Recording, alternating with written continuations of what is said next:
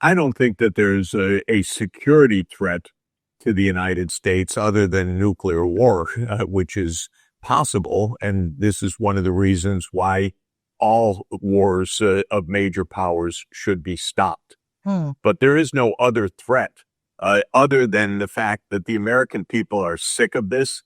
We're at war all the time. Trump came into office promising to end these wars. If he doesn't end the wars, if he's too weak, too incoherent, too inconsistent, too ignorant, too cowardly, what it will do is just further weaken the American faith in their own political institutions, which is already very, very low, I have to say. So America is in a political crisis. Trump hardly commands the widespread support of the American people. They would like him to fulfill a campaign pledge to end this war. It was supposed to be in 24 hours. Now it's the balance of 9 months or 8 months. He should get on with it. Well, I think it's part of Putin's and Russia's strategy to win the war on the battlefield. I think they're ready to stop the war on the basis of clearly laid out terms, not on the basis of a ceasefire that settles nothing. The strange thing is that the call for an unconditional ceasefire became the rallying call of the warmongers, actually, in this perverse way. What it means is Macron, Merz, Starmer, and the U.S. neocons, they don't want to talk about underlying causes of the war. They see that Russia's winning on the battlefield, so they want that battle field to be stabilized, at least without addressing the underlying root causes. I don't think Russia has an interest in that or will follow through in that way. I think what the Russians have been saying for years is get to the underlying causes. We don't want NATO on our border. We don't want American missile systems on our border. We want to be secure in our own neighborhood.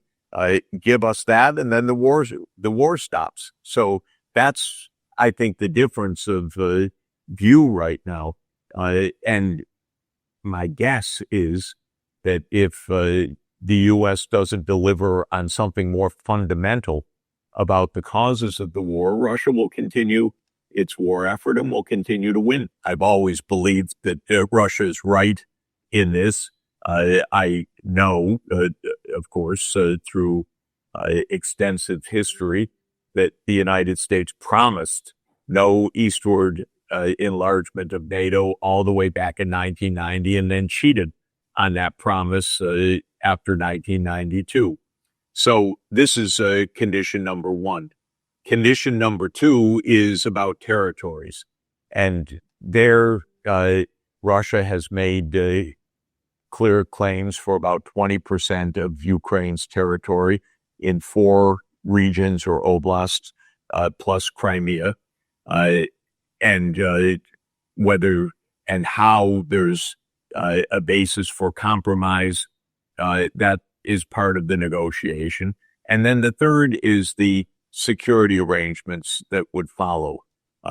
Ukraine's neutrality, a limit of militarization in Ukraine and along Russia's borders and by Russia.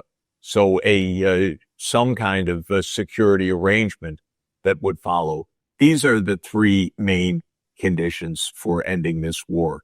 They're all within reach. There was an agreement that was nearly completed in April 2022. Yeah. The United States stopped that agreement. That was called the Istanbul process. Putin has said what we need is the Istanbul plus process. That's basically correct. There are things to negotiate, but it's not that much room for negotiation.